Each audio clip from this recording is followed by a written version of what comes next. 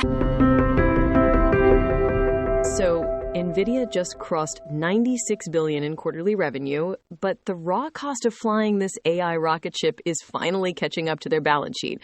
Welcome to Earnings Unscripted. Today is August 26, 2026, and we're breaking down Q2 fiscal 27 for NVIDIA, ticker NVDA. And look, top-line sales basically doubled year over year, adjusted earnings comfortably cleared the street. But, Miro, something feels structurally different about the business today. Yeah, the raw scale is still terrifying, but the mechanics under the hood, well, they're getting stressed. Operating income pushed higher like you'd expect, but their free cash flow literally collapsed, down 56% sequentially. Wait, sorry, collapsed? Down 56% when they're making that much profit? How does that even work? I mean, are they just hoarding parts for the new architecture, or is building these massive factories actually getting that expensive? Both, actually. They're definitely stockpiling inventory for the upcoming Vera Rubin launch, but the deeper issue is they're suddenly fronting capital for their biggest clients. They stretched out payment terms, basically letting hyperscalers take a lot longer to pay them back. Because even the absolute giants are struggling to swallow the capex without gagging. Exactly. Deploying these colossal infrastructure projects strains any balance sheet. That's wild. Jensen actually joked on the call about going to dinner and his host's stock magically doubling the next day. But now it sounds like he's actually funding their dinner and the restaurant just to make sure they buy the meal. That's one way to frame it. And the market didn't know how to process that tension today either. The stock faded all afternoon, dumped hard at the regular close, and then completely reversed in extended hours to finish up roughly 3%. Right. And just as a quick footnote, our read on wild after-hour swings like that is purely personal opinion, definitely not investment advice. But that vertical spike during the call, was that just relief over the forward guidance? Mostly relief that sovereign AI deals surged enough to completely offset China. They explicitly guided for zero data center compute revenue from the region next quarter, citing geopolitical uncertainty. Okay, wait. Zero from an entire global region? That's a massive hole to fill. But hold on, I need to understand this capital backing thing you mentioned, because I saw a weird reference in the notes to Jensen doing minimum revenue guarantees for these regional NeoClouds. And I really want to know if NVIDIA is basically operating as an investment bank now.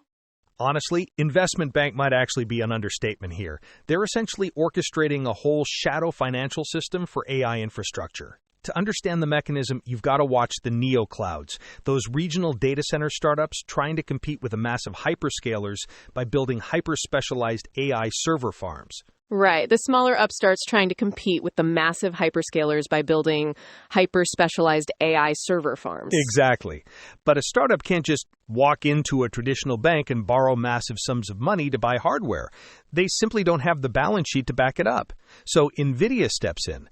They guarantee a minimum revenue floor for that data center project, which then helps the NeoCloud secure financing from a third party. Wait, let me make sure I'm following the logic. So NVIDIA basically co-signs the massive bank loan, the startup gets the cash to buy the chips, and then everyone just prays the startup finds enough actual customers so they don't default?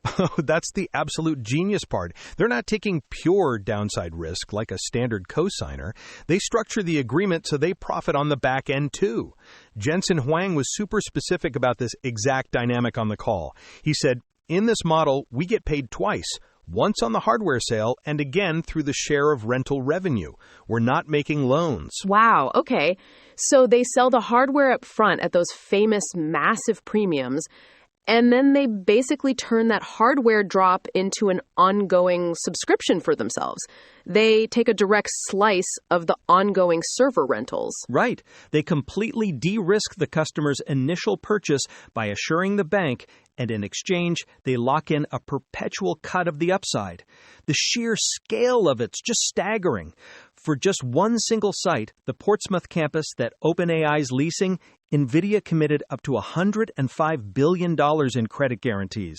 That much capital tied up in guarantees for just one campus? that's almost impossible to visualize. It basically makes them a sovereign wealth fund masquerading as a semiconductor company. It really does.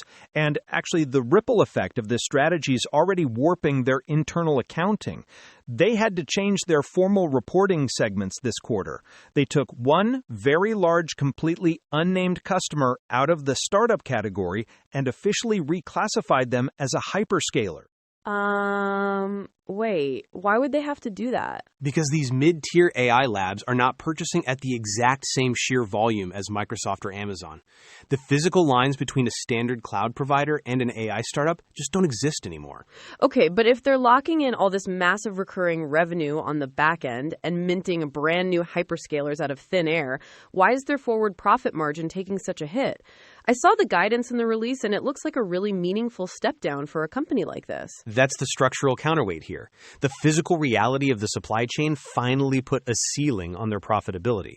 They guided third-quarter gross margins down to 74%, and CFO Colette Kress warned they'll bottom out somewhere between 71 and 72% in the fourth quarter. For any normal hardware maker, those kinds of margins wouldn't be a disaster by any stretch, but for them, dropping off from the recent absolute peaks, Wall Street's going to hyperventilate.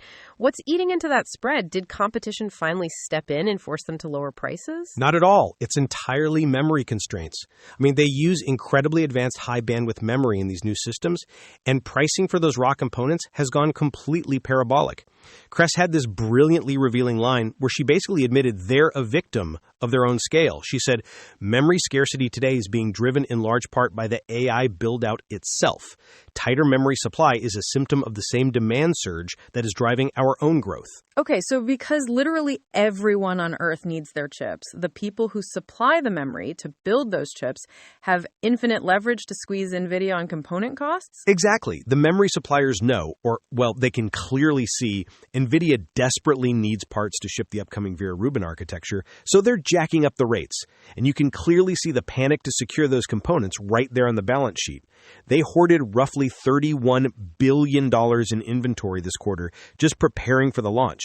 The company's grown so absurdly large that they've literally overheated their own supply chain. So the real question becomes, if the underlying physical cost of building this hardware keeps compounding like this across the chain, how long until those massive AI labs simply refuse to stomach the final price hike? That's the trillion-dollar question. The hyperscalers are absolutely going to push back eventually, but right now they're trapped in an arms race. If they stop buying, they lose the AI crown, so they keep swallowing those costs for now. Right. It's a game of chicken where nobody dares to hit the brakes, which makes me wonder what management actually expects to happen next. Are they projecting this crazy demand to just keep rolling? Oh, they're fully leaning into it. Management reaffirmed their trajectory, guiding third-quarter revenue to around $108 billion, and they even mapped out next year, forecasting roughly 70% overall revenue growth. Wow. So even with those memory margins shrinking, like we talked about earlier, the top-line engine's just roaring. They're basically hoping sheer volume papers over the physical supply chain bottlenecks. Exactly, but it's risky because they don't control those physical limits. Colette Kress explicitly stated they expect supply to remain a bottleneck at least through the end of next year. So this tension between limitless demand and finite memory isn't going away anytime soon. Well, when your biggest headache is literally having too much customer demand to satisfy, you're probably in a decent spot. Between bankrolling data centers and fighting for every last scrap of memory on the planet, Jensen's totally rewriting the playbook on how a hardware company operates. I think that covers the main moving parts for today. Always a pleasure. Catch you next time. If this chat was helpful, it's probably a good time to hit follow on your player so you catch our next breakdown. Just a quick disclosure, this entire show, our voices included, is completely AI generated, which is exactly how we parsed roughly 100 pages of NVIDIA's financial filings and got this episode into your feed the very same day. We'd love to hear your feedback or take a request, so shoot an email to earningsunscripted@datamadness.ca or check out the X link in the show notes. See you out there.